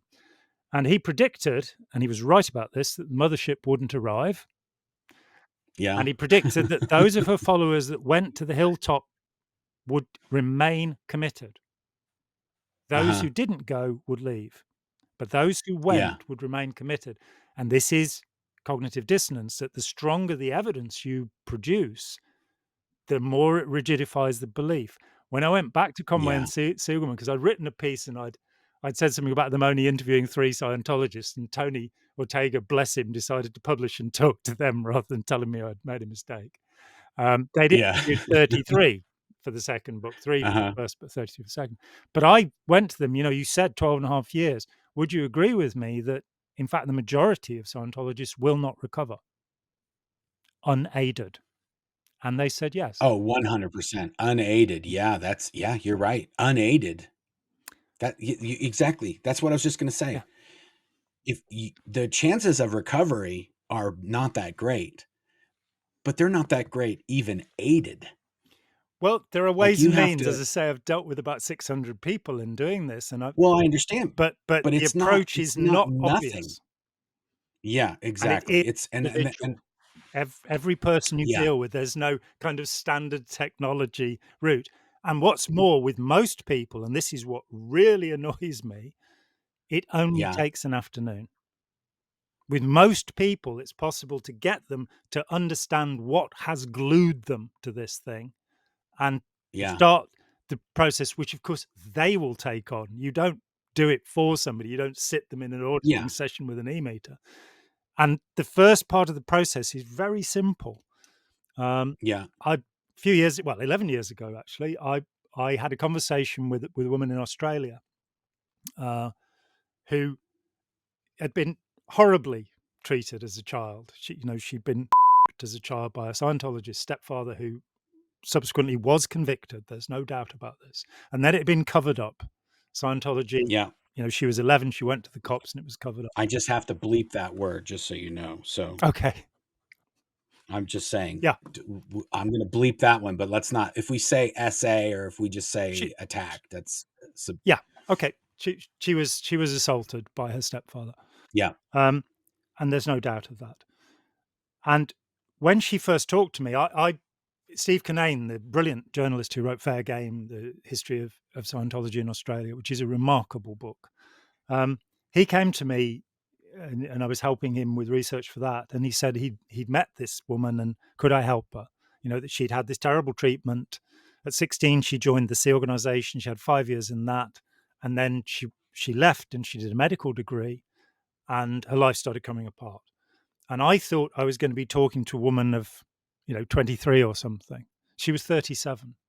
She'd grown up in Scientology. She didn't have any comparison. She was obviously intelligent enough to get a degree. In fact, she was on a master's program when she quit her education. But she said to me, "Is it true that reality is an agreement, as Hubbard says?" And my response was, "Yeah, if you're the hypnotist, reality is an agreement. But for the rest of us, Yeah. it's out there, whether you like it or not." It's reality is reality, whether you agree with it or Yeah, and not. it's not, as Hubbard said, it's not us chanting space particle position, space particle position. What nonsense. The next week when I talked with her, she was jubilant. She'd just used scented laundry conditioner for her washing. Uh-huh. Oh my And we hadn't talked about the hygiene hat in the organization or any of that. And it meant that oh the my process had goodness. worked. Challenge Yeah. a Hubbard idea and discover that he's wrong about one thing, and then just Yes. keep moving from there. But if you don't Yeah. excise the belief, if you don't remove the belief, it's kind of the software that you're still running on, those beliefs. Yeah. So people will change the words, and they'll now believe in Mhm. karma instead of believing in the overt motivator sequence. And when you say to them, Yes. "You mean vipaka, don't you? You don't mean karma," they go, "What are you talking about?" So, well, karma means action, vipaka means reaction. You've certainly read the Hindu and Buddhist texts on this, haven't you? No, I just believe it's true. What goes around comes around. And you're like, okay, Yeah. I don't mind if people end up agreeing with Hubbard's ideas. I just like them to Yeah. think their way to it rather than believe their way to it, you know? Totally. That's such a good point because that was the other thing I was gonna say is that in Scientology, even if it doesn't sound right or it doesn't make sense to you, you just go, "Okay, I get it." Like, yeah, you don't there you can't you're not allowed to challenge the ideas, or you're not allowed to say, "Oh, I don't think that happened," or "I don't think that's," you can't do that. No. But whether or not you accept it as like, okay, like, am I gonna operate my life with that? And then when you leave, for me, the trouble I have is I don't know what Scientology things were from Hubbard or were from something he stole. So I just tell people, like, if they ask me, like, well, you don't believe in the communication formula? And I'm like, okay, first of all, people were communicating well before Hubbard showed up. So first How of do you all, I know don't know that, how Mark? he, yeah. So I say, if you believe that speaking to somebody in a way that's understandable to them so that you can convey a thought and then they can understand it and then have a conversation with you in the reverse order, I go, well, that's obviously that's something that you can observe and you can understand. The fact that Hubbard attached a whole bunch of significances to a lot of those parts of that thing that's Cause happening distance and then effect. said that he came up with it, I go, that's ridiculous. Okay. He didn't come up with people having conversations. And also, if somebody says something and you don't say anything back, and then they're like, well, I'm not going to talk to this guy because he doesn't answer, like, yeah, I'm pretty sure people knew about this kind of stuff before Hubbard. So then I say, instead of trying to disprove all the things in Scientology that may be workable to a person, if you just talk about the absurd things like we're talking about here today, like, oh, don't do drugs, but if you're Hubbard, you can do whatever drugs you want, or these sort of things are, or even math. I find math is also very useful. That you say, well, your goal is to clear the planet. Mhm. Okay, good. So that means every person in Scientology is eventually going to be to the state of clear and no longer be effect of their reactive mind. I go, okay, good. That's it. That is the overriding goal of all of Scientology, is to clear the planet. I go, you guys can't even clear a zip code where the most Scientologists in the world live. How are you going to clear the planet? Okay, that there's the math doesn't work. It's not a solvable problem. There's no way, the way you're doing it, you're going to mathematically solve that No. equation. So to me, I go, so why even bother? Okay, why don't you come on? Let's go to the movies. Live your life. Stop giving these folks money.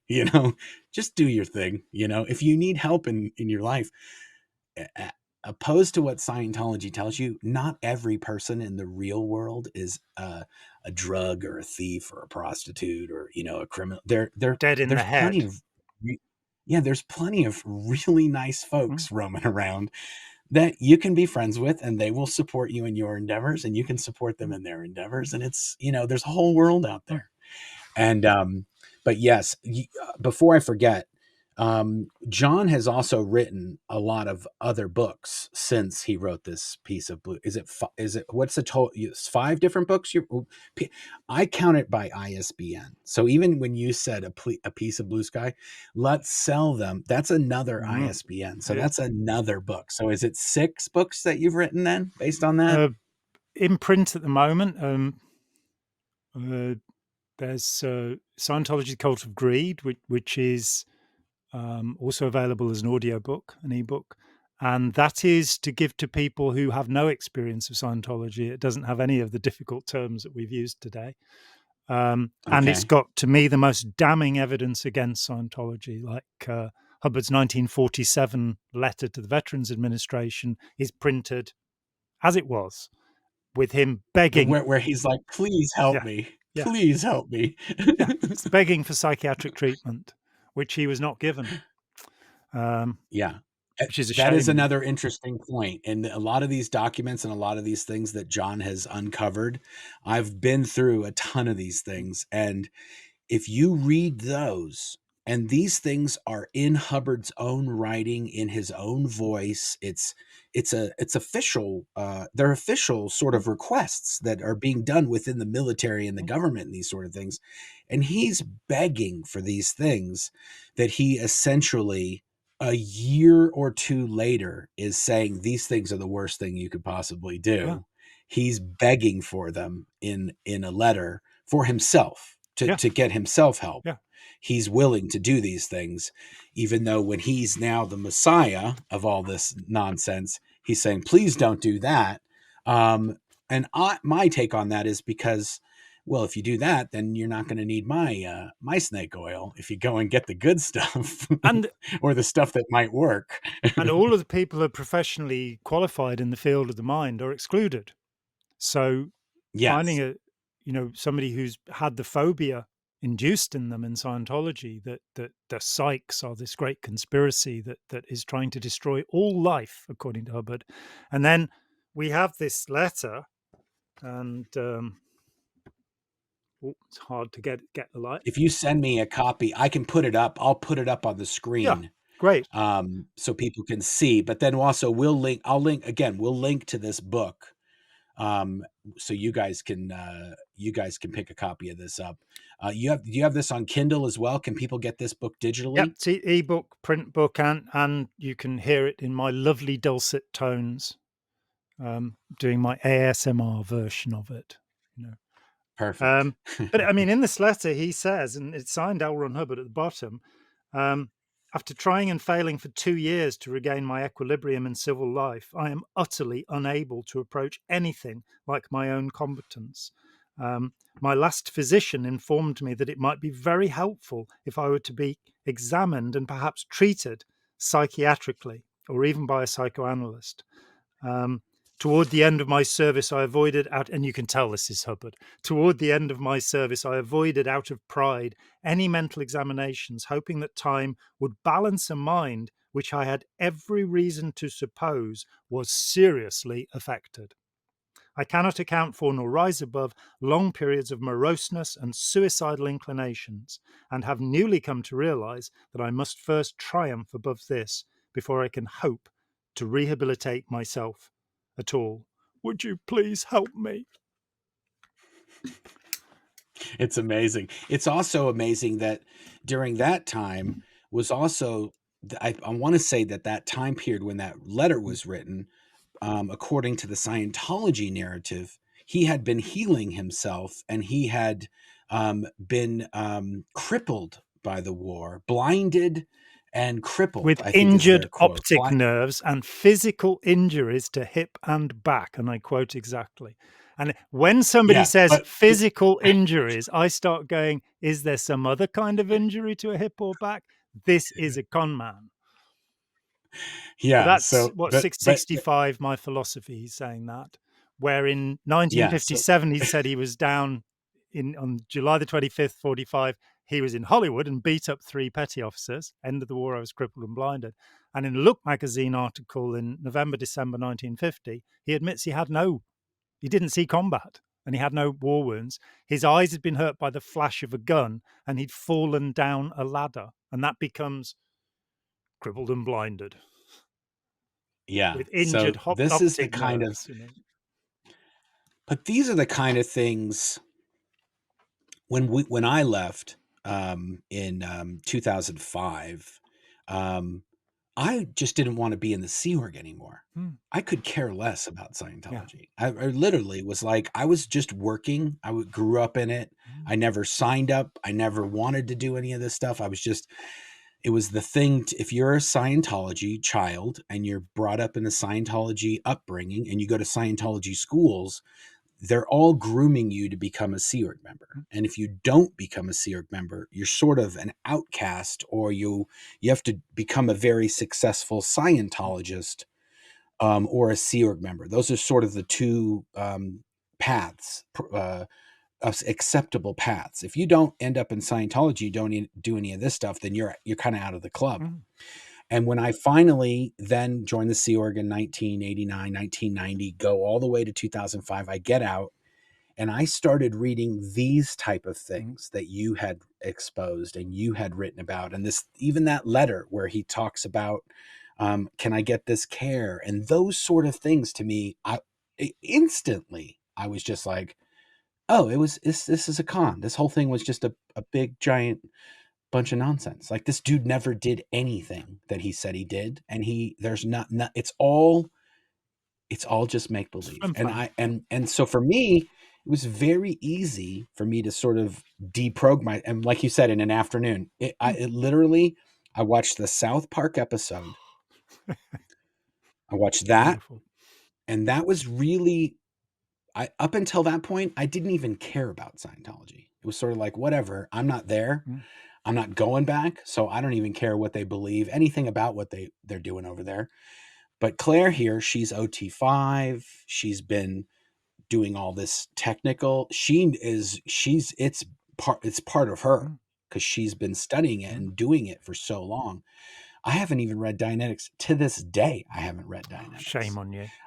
So, and I hadn't read any of the other books. See, I think I had to read most of the what they call the Introduction to Scientology Ethics Mm. book, because I had to do a course where you have to read that book. So I That was kind when of it was read a that tiny one little mostly. book, wasn't it? It was before it That's became a right. massive tome, yeah. Exactly. And I've read maybe most of that one, but almost everything in that book you read Mm. somewhere else in Scientology. It's a compilation of other Hubbard As writings indeed just are made all the into books, yeah. one. Yeah, exactly. So, but what was I saying? Oh, so when they said, when the South Park thing happened and I'm watching the show, and Claire is standing in the doorway off to the side while I'm watching it. And I'm checking in with her like, is this Is this really is this for OT3? real? Like, is this, because it says at the bottom of the screen, Scientologists really Scientologists believe. actually Yeah. believe this. It says that. I'm thinking, like, they're saying it like it's satire, but they have it up on the screen. No, this is actually what they believe. This is real. And I'm looking at her going, yeah. And she's basically saying, pretty much, there's some things in there that have been kind of, adapted for a cartoon and TV, but pretty much everything they're saying is what is Mm, in the Hubbard writings. And I'm thinking to myself, like, I've never even heard about any aliens until now. I'm not even in Scientology. And then I go, oh, I'm going to go online and I'm going to look. And then I start finding these things, the letters and mm, oh, he had drugs in his system in 1986 when they did the autopsy. Oh, he was trying to get this. And I just go like, oh yeah, it's all make believe. And because I worked for the production, um, you know, arm of mm. Scientology, Golden Era Productions, and we made that's all we ever did was make believe. We had guys, we would shoot one of these, we called them quote videos. And it's where there would be a lecture and we'd take a little snippet of it. and then we'd make a little video, little vignettes and little things, and we'd kind of show what he's talking about in the lecture, and we'd show it in a video. We called them quote Mm, videos, and we had at least, I want to say, 2 or 3 different people that could write in mm, LRH's hand and L. Ron Hubbard's mm, handwriting. So we could make whatever we wanted L. Ron Hubbard to say. We could have somebody just write it, and then you could say it. And at that time at Golden Era Productions, we were doing a film where we were supposed to use L. Ron Hubbard's voice, but he hadn't recorded the recording that we were supposed to use, or he had said, I will record this, and he never mm, did, or it was a bad recording or mm, something. And so the possibility of just cobbling together his words to get him to say that was being entertained and was being researched. mm, Like, how good could we do this? And how good can we get another person that can talk just like him and just get him to say whatever we mm. want him to say? When you're doing that and you're like, oh no, this guy's writings and this guy's voice and recordings are all sacred. But at the same time, the same people that are saying that are saying, well, if we need to make him say something, we'll make him say something. Mm, Then but it just gets into the possibilities are mm, endless on what did he say if you're going to rely on the Scientologist to tell you what he said. They literally could make him say whatever they want him to have said. And the end will justify And the that's means. Yeah, and that's problematic. Yeah, and yeah, I mean, it's a crazy other world. And Mark Fisher and Janice Gillum Grady have, call it the layering of the onion, and that was something we started to see as soon as I came out. I realized, oh, first of all, you decide that the organization is dangerous and unpleasant, and so now you want to be with the independents, and then you get there and you kind of find that they don't really want to apply all of the policy because it's just insane. There's so much of it; it's impossible. And so then it's sort of, well, the ethics text, we don't do the harassment stuff, so we're not doing that anymore, and we're not gathering information on you anymore. And layers come off, and then you get, well, Hubbard was actually, he was a liar. There isn't any Yeah. possibility otherwise because he contradicted Yeah. himself. Though it was Yeah. explained to me by the former commanding officer of Saint Hill Foundation, that when I said, well, look, he says here he was crippled and blinded, and here he beat up 3 petty officers. He said, well, that's easy. He had 2 bodies. So I hadn't worked that one out, I must say. And then when I said that you see, there's a simple solution for any You of mean these that guy things. saying, "Oh, the simple solution is that he had cloned himself?" Yeah. Well, the horrifying thought is there could be an infinite number of L. Ron Hubbards. Oh, and Yes. then we're all in trouble. Um, And they all have body thetans they can't get rid but of. you may know the answer to this question, which I have, which is what became of the tech films? In 1977 at La Quinta, Hubbard makes all of these dreadful little films. I only saw a couple of Yeah. them. They all seem to disappear. What happened to them?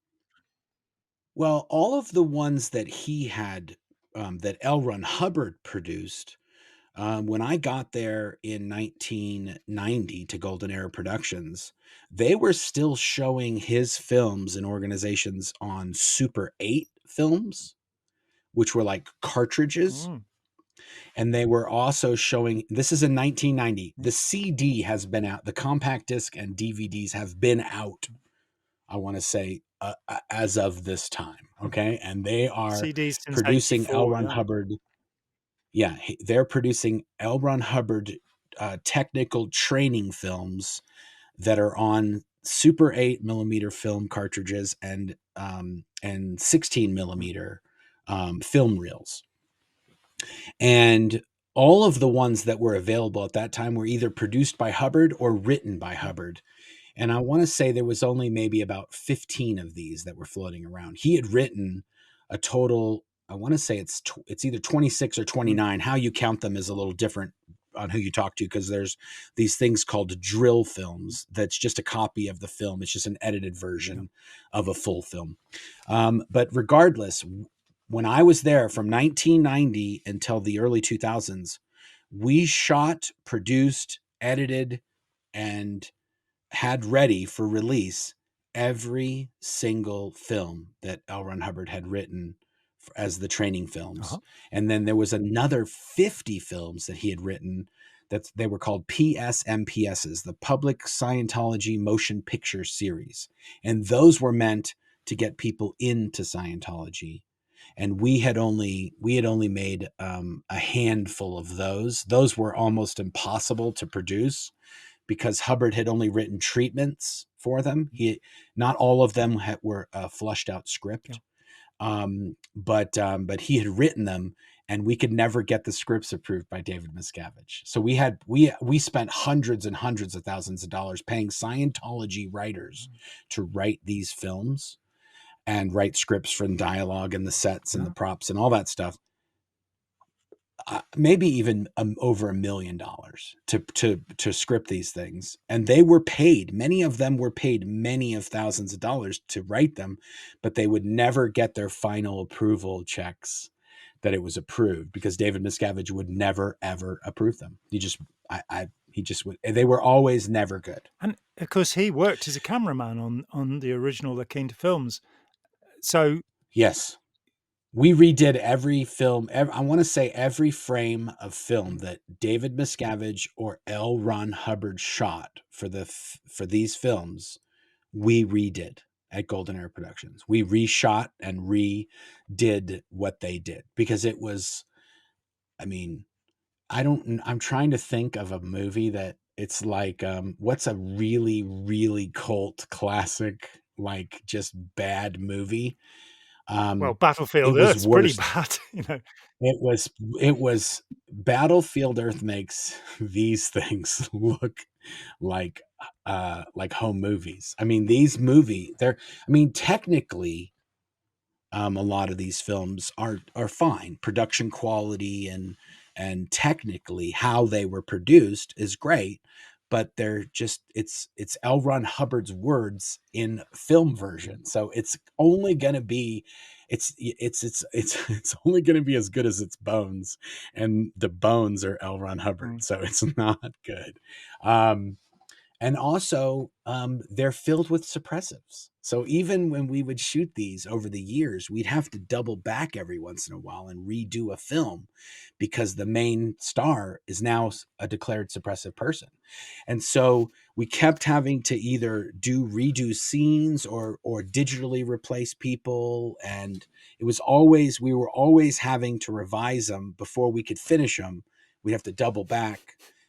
Even the film that L. Ron Hubbard shot, which is this film called it's the professional TR's course, and it's the story of this guy Joe Howard, and Joe Howard is a Scientologist that's got to do these professional training routines to be able to become a great auditor, and Joe Howard is played by a gentleman, very long time Sea Org member named Dan Kuhn. Mm. And Dan Kuhn is now a suppressive person that's not in Scientology. And he is the star of the film that was the last film that was left that L. Ron Hubbard had shot and produced and was going to be it was always stated, it was always explained to us that film will never, ever be replaced. That film will never be redone because that L. Ron Hubbard did it and da da da da da. And so that film was retouched and the audio was restored. There was a lot of restoration work for that film, but even then there was like 10 people in that film that were already declared suppressives. And so because the edict was we could never just do the film over from scratch, we digitally shot these new actors in the exact same costumes and the exact same positions and the same camera frame and the same camera angle and the same camera lens, and everything was matched so we could digitally replace them. And then Dan Kuhn was declared a suppressive person, and then they just said, "That's it. They tapped out." And the only reason I know this is because Mitch Brisker, who was the director that I worked with when we did all these Mm. films, he stayed there for another decade or so after I escaped. And he then did all he not only did he redo that film that they were never going to redo, he redid several of the 20 or so films that I had done Mm. with him. He then did them Okay. another time and redid films. And so yeah, they have this. So those films, the ironic thing about those films is because they were on 16 millimeter film for so long, they never really crossed over into the digital Mm. world in terms of something that's out in the public, in the wild. And ironically enough, I was the one who digitized all of those films and ran the project to convert them into Mm. computer-based files that could then be shown in all the organizations, um, in a digital Mm. format. But when we did that, David Miscavige said, this is only going to get approved if you figure out a way that these films will never, ever, ever be able to get onto the internet. And so the reason why those films are not on the internet is because of me. Mm. The system that we made all of the files separate. So that some of them have subtitles, some of them have a different Mm. language, and some of them have a different video Mm. file depending on what the language is. The titles and everything are specific to the Mm. language.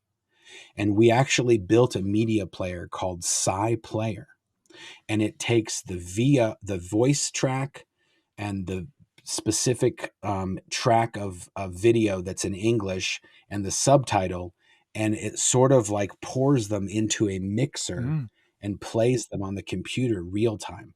So you're not watching the English version of this film. You're watching the English video, an English audio, and an English Mm. subtitle that are being combined live for you when you watch it. And when you're not watching it, that film doesn't exist as you just saw it. Wow. So you would have to, it's funny because I tell people you'd have to get one of these computers Mm. and you'd have to know the password. You'd also have to know how not to burn it down because we had to build in there like a fail safe. So if it got into the wrong hands and then somebody entered the wrong password, it would just burn the files down. So there's all these other things. Somebody recently wrote to me and they said, "Hey, we bought this storage auction and it's got all this weird stuff in it. We don't know Oh. what it is, but there's this computer system in there and it says Golden Era Productions." And we looked up Golden Era Productions. We thought you might know something about this. And so, um, long story, not so short. I ended up buying the computer that this person had purchased at the Mm. auction that was in this storage unit. And I got it. And it was one of the computers that I had built. And I thought, what are the chances that my password works on this computer? Anyway, no spoilers or no teasers, but my password did work on that computer. But that's the end of that story for now. Mm. But that is the reason why I think that those files just never really got out there because it was something that David Miscavige was very, very, very cognizant of. That if these things ended out there, they would be wild if people on the internet saw them.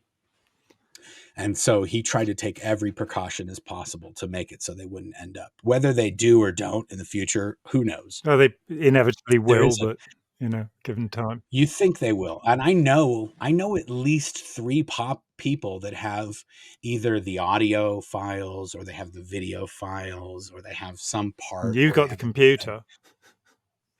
well, I have a computer Mm. from a Okay. system. But either way, they have all these they really it's just like anything else in Scientology. They silo information and they silo Mm. things.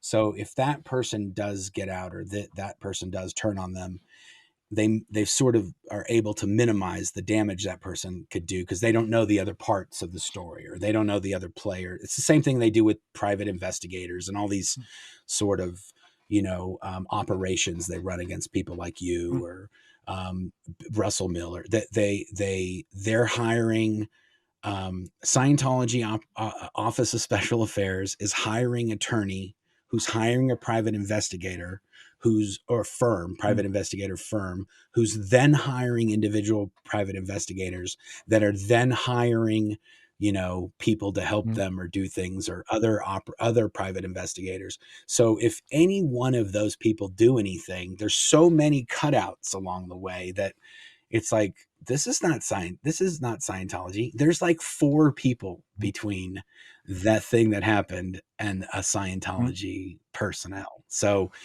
it's they've had, I try to explain this to people. They've had 70 years to perfect this con and to figure out, how not to lose the game. And if you had, it's been sort of rumored that Scientology have about $3 billion Yeah. in, assets and cash or whatever at this point. And so I sort of tell people, if you had $3 billion, how much would you spend to keep the 3 billion? And my answer is, I think David Miscavige would spend $2.5 billion to keep a $500 million of it, on lawyers and nonsense lawsuits and, public smear campaigns and Google ads and, whatever else you can dream up that costs money. Yeah, what you're describing is the cell system, which is used by terrorist groups in espionage and by international criminal organizations. That you have cutouts, and this person doesn't actually know who that person is talking to, and so it creates what appears to be a safe system. But of course, with Scientology, when people stop believing in it, and when they realize that the emperor doesn't in fact have any clothes on, then it all comes apart. There are no punters anymore. There's nobody to buy. Among the tech films that you did look at, did you have the Yeah. David Mayo one? No. So at the international headquarters, David Mayo, I want to say anything that has any mention of him is something that you cannot read or have access to as a Sea Org member, depending on what level. Like if you were in the Religious Technology Center, you'd have access to that set of files. They have a system at the International Management, which is called the data files.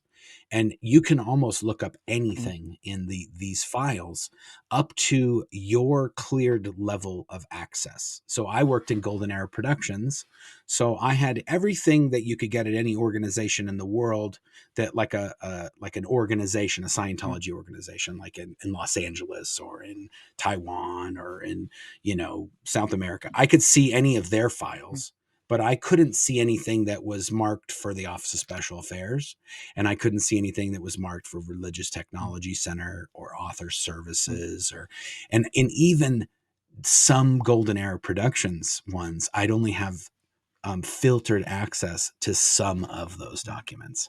So if you were looking around for David Mayo stuff as a Sea Org member, those keystrokes are all recorded somewhere. So if you're poking it, that's another thing. Like you say, like, oh, did you ever see anything?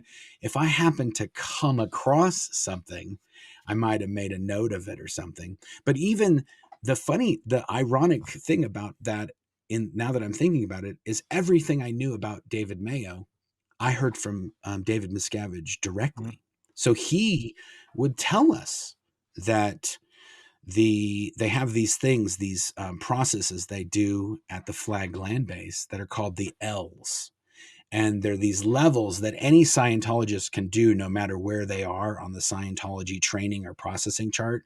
You can pay and do these levels. They probably cost $50,000 to $100,000 depending on how long you take to do them or whatever. It's a very, very big money maker for Scientology because they really don't have to do anything. You just pay them the money, and then you do these counseling, you do these auditing Scientology processing sessions, and they just make tons and tons of money. But David Miscavige would bring this up on a very regular basis, that those were all written by David Mayo. and he purportedly did them on Hubbard. That's the story that I was told, is that he sort of workshopped these with Hubbard and kind of did them with Hubbard, and then Hubbard just said, "Okay, go ahead, write those up, and we'll do those, and we'll do those at flag. That'll be a flag thing, or whatever it was." And so you're sort of reliant on, what did David Mayo do? What did Hubbard tell him to do? Because it was all basically just based off of this relationship that they had had. And because Scientology makes so much money, I want to say, when I left in 2005, this was one of the most money making things that Scientology had, were these things. And if Scientologists were told, "Oh, those were written by the guy that we told you was the biggest, baddest suppressive person in the entire world," it would make us maybe not look that great, that we've been making, I want to say they've probably made hundreds and hundreds of millions of dollars off of these. It's called I think it's L 10, 11, and Yeah, 12. list 10, list 11, list 12, Yeah. released first in the early 70s. It was actually Otto Rose who worked with Hubbard on them. I don't think David was in that particular team then. He probably wrote them up later. Yeah. And in fact, when they were released, it's around about 1974, Hubbard made a statement that he had worked. These were taken from an OT level 15 levels above OT8. So they're from OT23, which I think is what caused David Miscavige to try and seize all of Pat Broker's files, the man who Hubbard had appointed as his Yeah. heir, and to pay $11 million to private detectives to follow him for 24 years in the hope that he'd get these missing OT levels. They still haven't got them. Yeah. 1988 was the last release. We've just had Superpower since then. Yeah. That's also something that was very fascinating to me, because it's very common knowledge at the international headquarters that there's no OT levels above OT8. It's just common knowledge at the international headquarters that Hubbard was supposed to write them, and that he didn't. There is, depending on who you talk to, because David Miscavige kind of changed the story around a little bit over the years. But according to David Miscavige, L. Ron Hubbard told Ray Midoff what OT 9 and 10 were. Okay. And Ray Midoff just forgot. Oh, Like, he didn't take good notes, and then he couldn't find the not good notes, and he just didn't remember it. And so that, to me, it's just like, that's just what I knew from being in meetings with David Miscavige, is like, "Oh yeah, what about Ray? You didn't even do this, and you forgot OT 9 and 10." You just, in a meeting, like, "Oh, and you forgot what OT 9 and 10 were supposed to be." You're just like, "Wait a minute, did I just hear that?" Like, Ray Midoff knew what OT 9 and 10 were, and they were so mind blowing that they just blew right out of his mind. yeah, he couldn't take anymore. He just didn't remember. So it's funny to me that they did spend all that time and money paying those private investigators to watch Pat Broker $11 for million, years. 24 years. Did you hear this? Did you hear the story about how one of the private investigators, he enlisted his father to become friends with Pat Broker? And then for his birthday, the private investigator's father gave Pat Broker a wireless phone, which was all the rage back then. And that had a transmitter in it, so they could just record all of his phone calls. To me, that's how they don't have the OT levels past OT. Otherwise, why would you spend, millions, at tens of millions of dollars, hiring these guys to watch this dude just in case he might have them? Because he said he didn't have them. He just told this. The story I've heard is, he told David Miscavige, "I don't have them." Hubbard never wrote them. He was working on crazy stuff, but he never wrote up anything. And so, and I have a whole nother project that has to do with that, which is really going to be lots of fun, and we'll have to talk about that later. But I just wanted to wrap up here. We've been going at this for a bit. This was a fascinating Me too. conversation. I appreciate you putting up with all my silliness. And yeah, we definitely should do another one of Mm, these. I know that you've done you did another interview with mm, Claire on our yep. channel. And I want to encourage everybody, if you're watching this on the Blown for Good channel, there's a link to Jon's channel in the description. Please go over to his channel and give him a like and subscribe. And yeah, we definitely should do this again. We have to figure out what other things we could talk about, or we could just do it like this. I kind of like this Mm, format a little bit better, where we don't really have any sort of thing we're trying to do. We're just having a conversation, and wherever it leads, it leads. me too. Um, because I'm a big yapper, I think they tend to go a little long, but I hope that I let you speak a proportionate amount to when I spoke. Mark, So it's usually it's me kind of a saying that to balance. my guests. So, Oh, I'm a regular I chatterbox, was so it's fine. Yep. I was giving Claire a hard time that I said, great interview with Jon. I had to edit a little, like a phone. She got a Mm. phone call or something like that. I had to chop out, and so I kind of skimmed through it, and I said, you could have let him talk a little. And then she goes, what? And I go, I'm just joking. Of course, if I have a video that I do with Jon, you're probably going to be able to accuse me of letting. I should maybe let him talk a little It- next time too. It's about conversation. I think people often come to to YouTube thinking that they're going to see interviews, the kind of thing that you'd see on a TV show. Um, and that's not what's happening. What's happening is that two people who have an expertise and an experience in common are having a conversation. And for me, that's what I want to see. I don't want to see a prepared list of questions and something like that. I Totally. want to see where it Yeah. goes. So this has been great.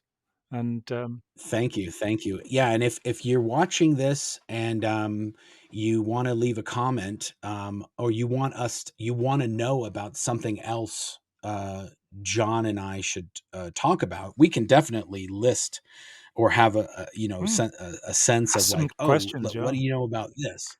Yeah, so if you've got something like that, please put it in the comments below.